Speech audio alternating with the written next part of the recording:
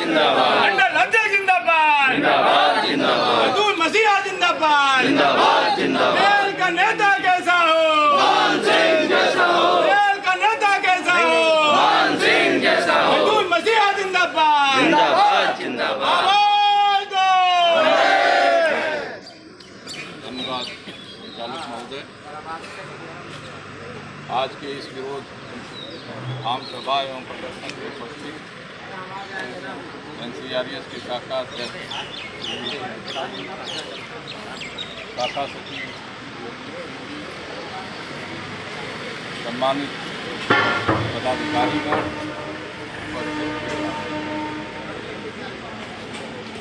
मित्रों, कोविड का समय चल रहा था।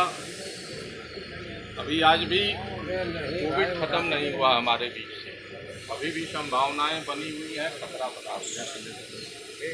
लेकिन कोविड का लाभ किस तरीके से भारत सरकार ले रही है और कोविड का बहाना करके किस तरीके से केंद्रीय कर्मचारियों के हक और अधिकार पे कुठाराघात करने का काम कर रही है, मैं समझता हूँ आज का युवा वर्ग हो चाहे हमारे पुराने साथी हों, किसी से ये बातें अब छिपी नहीं रह गई।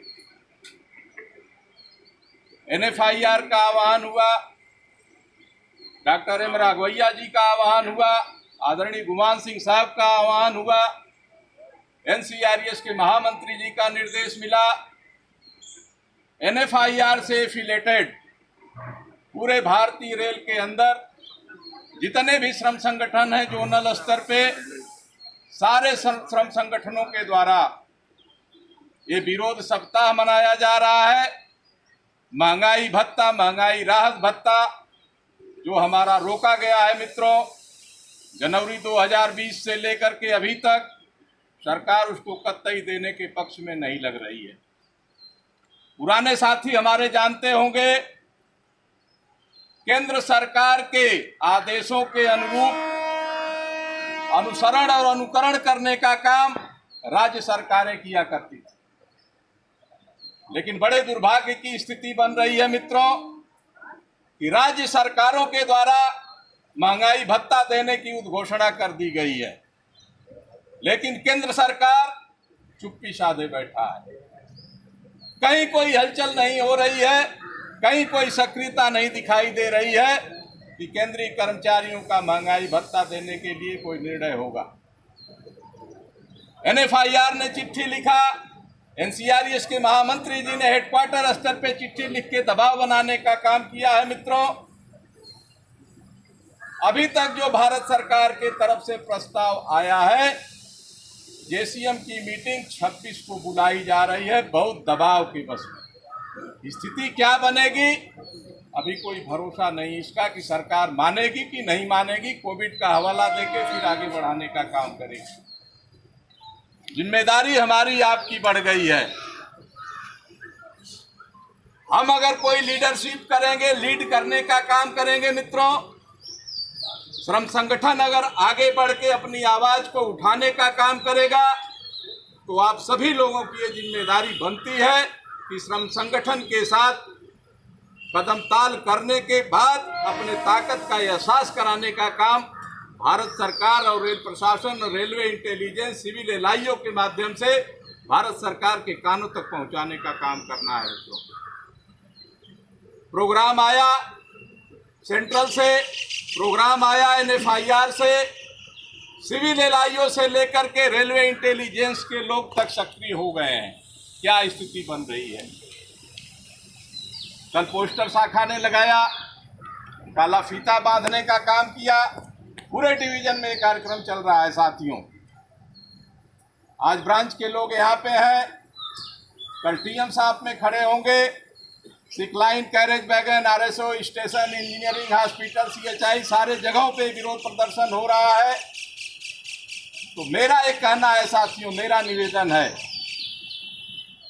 यूनियन कोई अपने में ताकतवर नहीं होती है। यूनियन की ताकत श्रमिक होता है। यूनियन की ताकत आप लोग हो।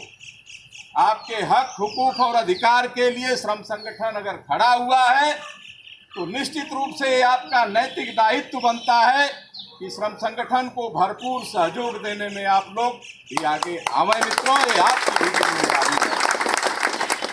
आपकी अस्मिता पे प्रश्न चिन्ह भारत सरकार लगाने का काम कर रही है मित्रों। प्रोग्राम 21 तारीख को समापन की तरफ होगा। प्रोग्राम हम लोग भी बना रहे हैं, सारी शाखाएं कानपुर स्तर पे हमने वार्ता किया है। 21 तारीख को हम एक विशाल प्रदर्शन भी कानपुर सेंट्रल स्टेशन पे करने का प्रोग्राम बना रहे हैं मित्रों। वहाँ पे भी आप लोगों की उपस्थिति अनिवार्य रूप से होनी चाहिए। अभी हमारे वक्ता साथी कह रहे थे मित्रों, 2 मिनट और समय लूंगा, आपको काम पे भी जाना है। हमारे वक्ता साथी कह रहे थे कि हमारे रेल के कर्मचारी कोरोना काल में बहुत सारे जो है अकाल मौत हुई। बिल्कुल सही बात है।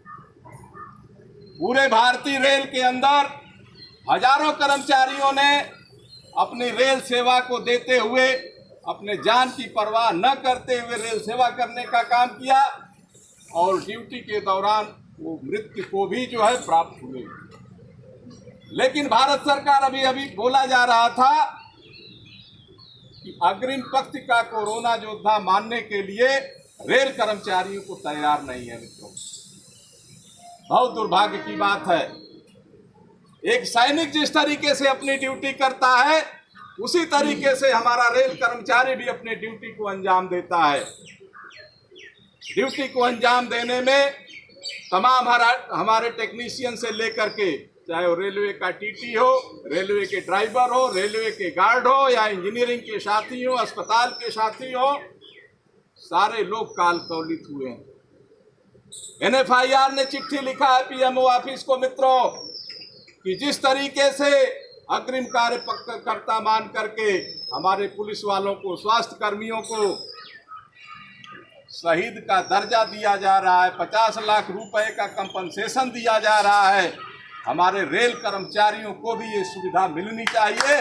NFIR ने किया है मित्रों, और इसका हम पुरजोर अब समय रहते विरोध करने का काम शुरू कर दिए हैं। अपनी आवाज को बुलंद करने का काम शुरू कर दिए हैं मित्रों, इसलिए कि कोविड का संक्रमण अभी कम हुआ है। सरकार की गाइडलाइन अभी बदली नहीं है मित्रों, लेकिन अगर गाइडलाइन का हम लोग इंतजार करेंगे तो सरकार बहुत कुछ और नुकसान करने का काम करेगी। तो मेरा आप लोगों से अनुरोध है कि अब थोड़ा सा खुलने की जरूरत है। अपने अधिकार को लेकर के हमें जागरूक होने की जरूरत है। निश्चित रूप से हमें कामयाबी मिलेगी मित्रों। दूसरी बात है साथियों, अभी गुप्ता जी बता रहे थे, DRM साहब कल आए थे, पूरी टीम साथ में गई थी। उस DRM महोदय को लिखा था, व्हाट्सएप के माध्यम से भेजा भी था उनको, और मोबाइल से फोन करके उनसे बात भी किया था। तो पहली बार जब मेरी वार्ता हुई थी तो उन्होंने भरोसा दिया था कि उपमंडलीय चिकित्सालय कानपुर में लेवल 2 कोरोना के अस्पताल का दर्जा हम देने की कोशिश करेंगे। हमने उस पत्र के माध्यम से डिमांड किया था। डिमांड इसलिए किया था मित्रों NCRES ने कि प्रयागराज के अंतर्गत सेंट्रल हॉस्पिटल है और कोविड-19 का इलाज वहाँ पे पूरे तरीके से हो रहा है। पूरा हवाला देने का काम हम लोगों ने किया था। आज के डेट में जितना कर्मचारी इलाहाबाद में है उससे कम कर्मचारी कानपुर में नहीं है। लेवल 2 अस्पताल की मांग NCRES कर रही थी, लेकिन जब दूसरी बार वार्ता हुई मंडल रेल प्रबंधक महोदय से तो उन्होंने बताया कि मेरे पास नर्सिंग स्टाफ की बहुत कमी है, अस्पताल का संचालन हो नहीं पाएगा। बहुत प्रयास किया गया मित्रों, लेकिन प्रशासन कहीं न कहीं हिला हवाला करता रहा, आनाकानी करता रहा मित्रों। कल हमने वो बात रखी DRM महोदय को कि महोदय दूसरी लहर तो बीत गई, तीसरी लहर आने की संभावना बन रही है, सरकार तैयारी कर रही है। हम लोगों के आंख के सामने चाहे CTM महोदय का प्रयास रहा हो, CMS का प्रयास रहा हो, या हम लोगों का प्रयास रहा हो, सीनियर D महोदय का प्रयास रहा हो, कई एक कर्मचारी ऐसे हैं कानपुर परिक्षेत्र के, चाहे वो शेड की बात हो, TM शेड की बात हो, स्टेशन की बात हो, परिचालन की बात हो, हमारे ड्राइवर गार्ड साथी हो मित्रों, सारे अधिकारी लगे रहे, लेकिन न उनको ऑक्सीजन मुहैया हो पाया, न बेड मुहैया हो पाया, और अस्पताल के गेट पे उन्होंने दम तोड़ दिया।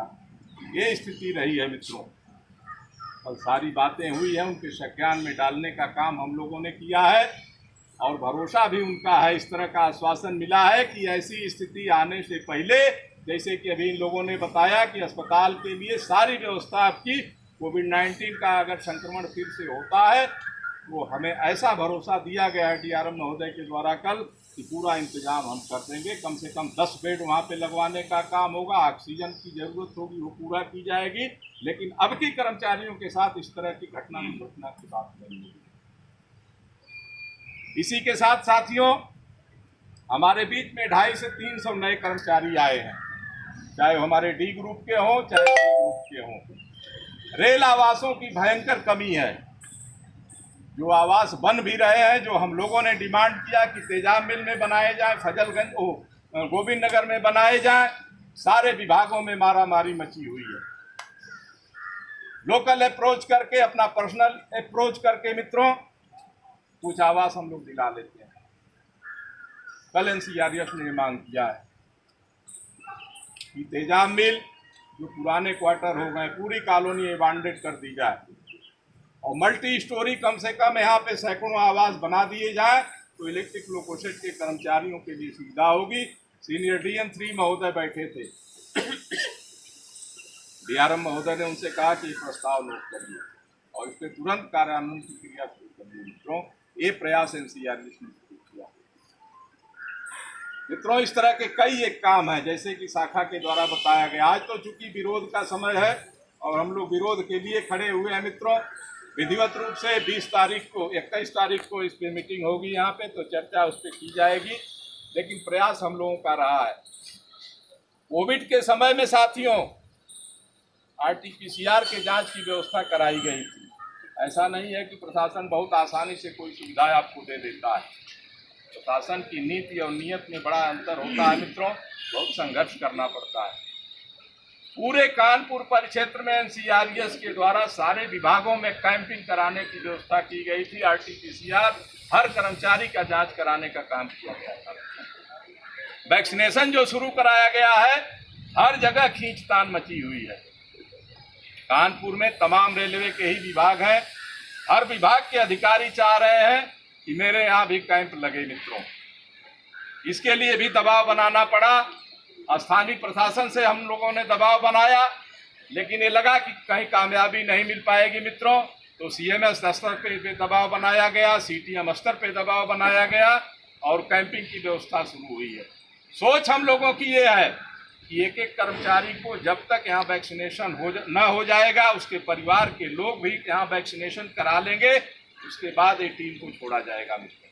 ये प्रयास हम लोगों का चल रहा है और एक कर्मचारी जिंदाबाद जिंदाबाद जिंदाबाद मंडल अध्यक्ष जिंदाबाद जिंदाबाद जिंदाबाद। कल भी बात हुई थी CMS से, हमने कहा 60-70 का यहाँ पे आप दे रहे हैं सुविधा, कम से कम इसको 100-125 कर दीजिए। उन्होंने भरोसा दिया। कल उन्होंने बोला कि हमारे पास कोई कंप्यूटर ऑपरेटर नहीं है, एक ऑपरेटर की आप व्यवस्था करा दें तो हो सकता है मैं और यहाँ टीम बढ़ा दूँ, एक टीम और बढ़ा दूंगा, या तो कुछ इस तरह से व्यवस्था कर दूंगा कि 100-125 कर्मचारियों का वैक्सीनेशन एक दिन में होता है। तो मित्रों, प्रयास एनसीआरएस कर रही है और हम दूसरे के लिए नहीं कुछ कहना चाहेंगे, कौन क्या कर रहा है, सब सारी चीज़ें आप लोगों के सामने है। सारा आकलन और समीक्षा आप लोग स्वयं करिए, लेकिन एनसीआरएस का एक श्रम संगठन होने के नाते जो कर्तव्य और धर्म है, हम ये बेबाकी से इस बात को कह सकते हैं कि शाखा अध्यक्ष, शाखा मंत्री, अन्य पदाधिकारियों की जो कार्य क्षमता और कार्यकुशलता है, निश्चित रूप से मंडल अध्यक्ष होने के नाते मित्रों मैं इस चीज की आपके बीच में भी तारीफ करूंगा कि श्रमिक नेता वही सफल होता है जो सुबह से शाम तक ड्यूटी को अंजाम देने के बाद आपके कार्यों के लिए भी सतर्क रहे। तो इस बात के लिए मैं प्रशंसा करता हूँ कि आज के डेट में एनसीआरएस शाखा के अंदर कोई भी ऐसा हमारा शाखा पदाधिकारी नहीं है जो आपके बीच में सुबह से शाम तक न रहता हो। मित्रों, आप सभी लोगों को भूल भूल बधाई। हाँ मित्रों, कुछ चीज़ें और हैं। इस कोरोना काल में हमारे एनसीआरएस के केंद्रीय अध्यक्ष महोदय जो टुंडला में रहते थे, स्वर्गीय शकील हैदर साहब, उनका कोविड-19 के संक्रमण से ही जो है निधन हुआ। हमारे बीच के यहाँ के दो साथी E5 के राजेंद्र और एक अप्रेंटिस का एक साथी जो है पांडे, पीएम साहब के एक साथी लल्लू मंडल, एक आर.के. सिंह, कई कर्मचारियों का, केदार का असामयिक निधन हुआ है। समापन से पहले मैं चाहूँगा कि उनके सच्ची श्रद्धांजलि देने के लिए हम 2 मिनट का मौन रखेंगे, उसके बाद सभा का समापन हो जाएगा।